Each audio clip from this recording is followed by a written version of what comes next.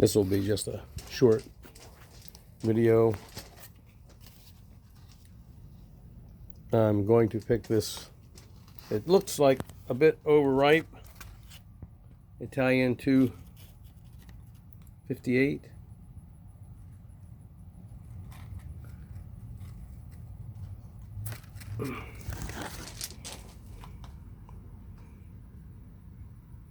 Beautiful fig.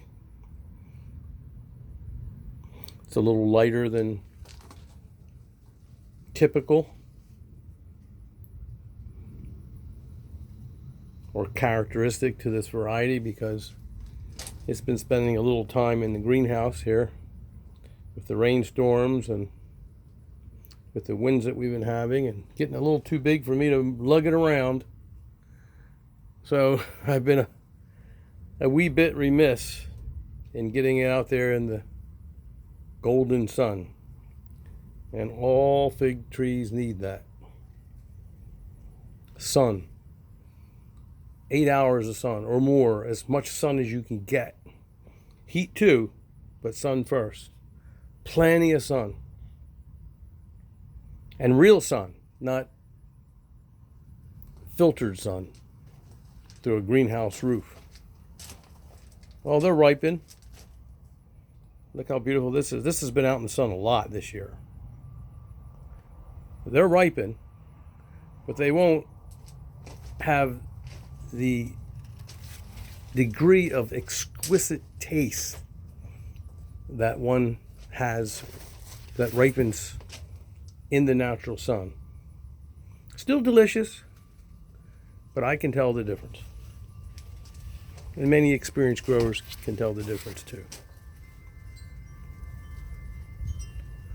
Because there are certain enzymes and certain substances which are produced in the flesh of the fig, which are generated by the actual ultraviolet rays from the sun, the natural sun, which aren't present in a greenhouse to the degree which they are in natural sunlight.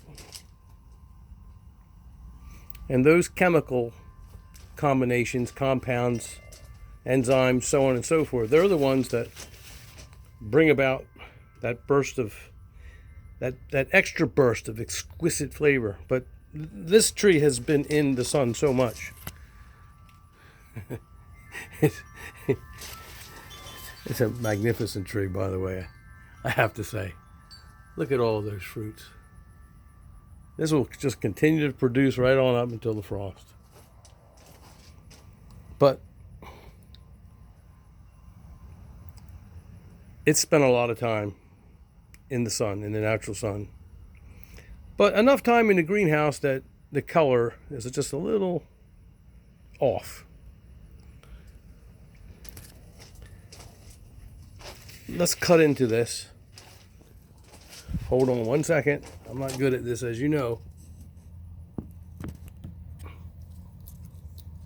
Give me 1 second here. I cut through this. Oh, wow. There we go. Now this is much more typical. It looks a lot like a black Madera inside. Which I might as well cut a few of those too. Just pick those. Today is what? The 19th? August 19th. I've picked two of these I-258s. And I have some more getting ripe. And I have a Genovese Nero getting ripe, which is, as I have said before, in my opinion, I-258. I don't want to wear out the subject. But this is the I-258. An exquisite, trust me when I tell you, an exquisite fig. I've eaten two of these now. Look at that. This is a fig that, if you have the facilities, the patience, if you can give it an early start, or just walk it out in the sun, just shuffle it. Starting April 1st, I recommend this. They're delicious. They're a wonderful fig. They're sort of a specialty fig, but worth the trouble if you love figs and if you're willing to devote yourself to a good harvest. You can produce figs like this. You can see it. And early enough in the season for them to be exquisite and superb in flavor and texture. Look at that. Italian 258. This is a fig that certainly deserves its reputation for being one of the very best. I would rank it up there. Everyone has their own opinion about figs. We've talked about this many times. And I always say, for what it's worth, in my opinion, this fig is everything they've said it is, and more. It's a wonderful fig. And I'm going to take a bite. Look at the nectar. Look at the syrup. You can see how delicious this fig is. Yeah. You can look at it. You can tell. It is just a wonderful example of what we strive for as fig hobbyists. Let me take a bite.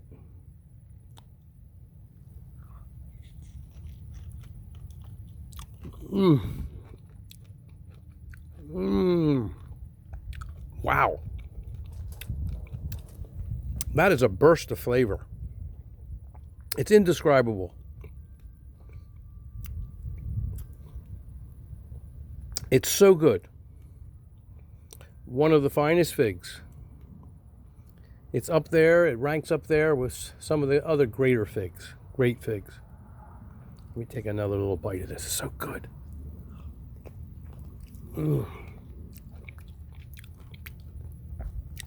My wife is very fond of black Madera and of the I-258 now. So I'm going to be a nice guy.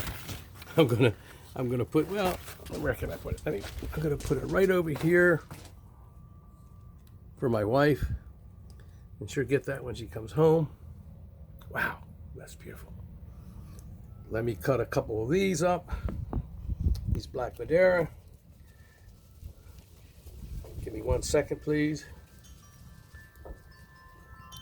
I'm not the greatest when it comes to...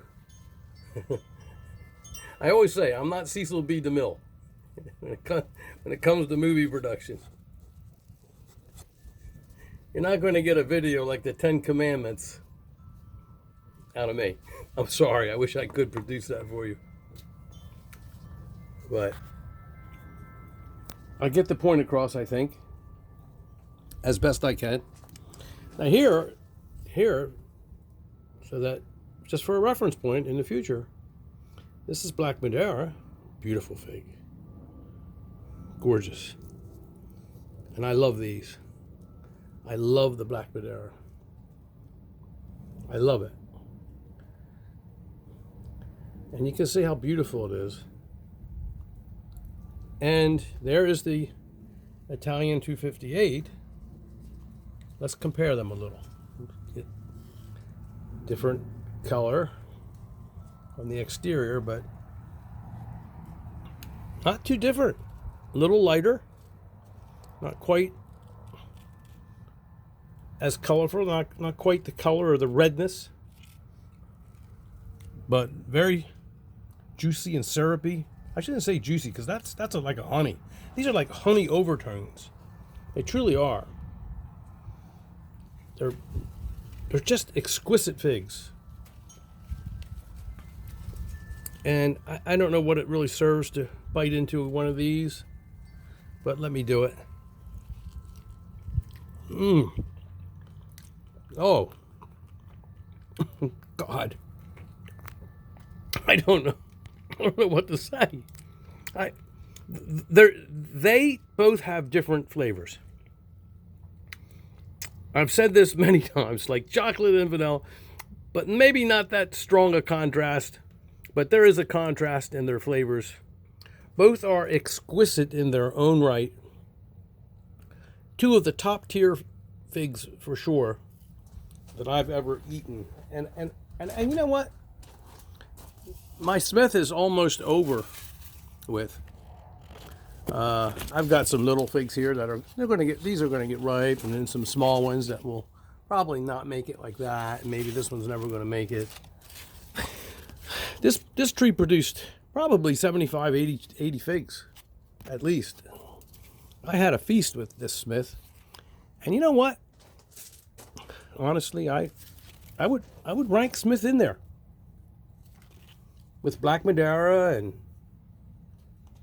Italian 258, Genovese, or Genovese, depending on how you want to pronounce it. Nero,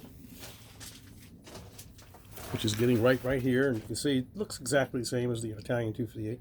I have a video that you can view, several, on the Breba of these two varieties, and you will see that they are exactly the same. They tasted the same. They looked the same. They got ripe on the same day. On the same day. But we won't go into that anymore in any further detail. This morning I ate a couple more of the Ronda Bardot, one of my top figs. I rank it very, very high. Overall, remember, if I rank a fig, it's just my opinion. And we all have opinions, and they're all different. And that's okay. But based on where I live in the Northeast, in this crappy climate, humid climate, wet, humid, a short season, really. Not as short as some, but much shorter than many others that perhaps are far more conducive to growing figs. And so when I make a recommendation or make a ranking, and I'm not really doing that. I'm going to save that for later, but I'm taking more than just taste into consideration. It's not just taste. You know, I want to know, does a fig have a closed eye? See, this one has a pretty good closed eye. Do they get ripe? Do they spoil every time it rains or if it's humid outside? Because we get a great deal of humidity. Is it productive like this? Look at it, productive. Look at the production of figs. Look at that. And I do very little pinching. I'm going to do a video on that. But it's definitely time to, here we are, the 19th or so of August, and I'm finally going to pinch off my Italian 258 because I didn't need to pinch it.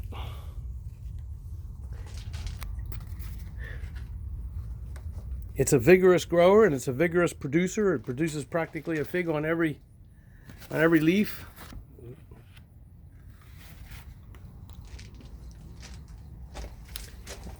I never had to pinch many varieties. I didn't have to pinch my beautiful Smith here. Honestly, almost none of them. We're gonna talk about that later. These little guys down here, they're doing pretty good. They were cuttings in the spring. These are the, I don't know why I should even bring this up, but these are the Chincoteague Celeste. That's it for another video, I think, in the future. And let's get back to the Black Madera and get back to my wife's half. It looks so good of the Italian 258, which I'm going to resist devouring right now. But wow, they're good. Very, very, very good. And I promise to keep this one short. Looking forward to a lot of figs getting ripe.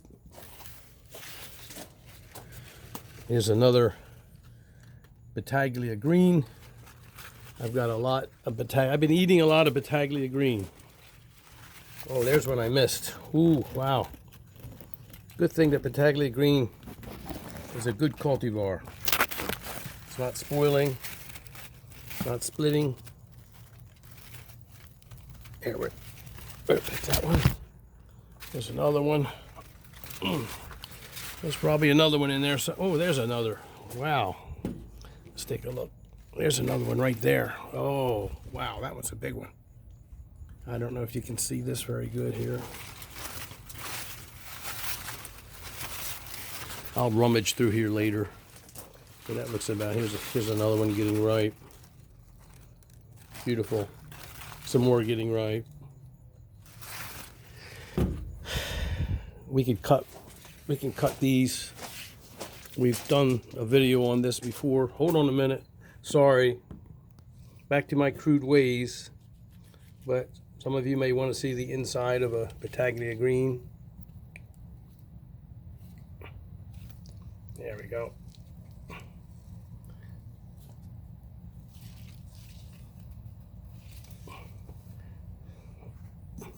Going to drop these figs all over the place. I don't even know if there's too much shadow in here, but oh wow. Green on the outside. That's how Adriatics look. And as a class of figs, as a group, among the very tastiest figs in the world. And that's how beautiful they look inside. I think I've got much room here, but you can see how it compares to the Black Madera and the Italian 258 in the back. Wonderful fig. Late, characteristically late. All Adriatics are characteristically late. You have to keep that in mind. We'll talk more about this at length in future videos. So with this, thank you for your visit. It's a beautiful afternoon in August, and enjoying myself, having a wonderful summer. I don't like the prospect of a rapidly approaching fall, but that's the world. That's the reality of the world.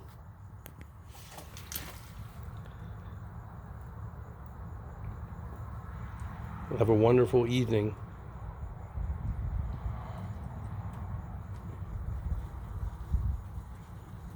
Good day.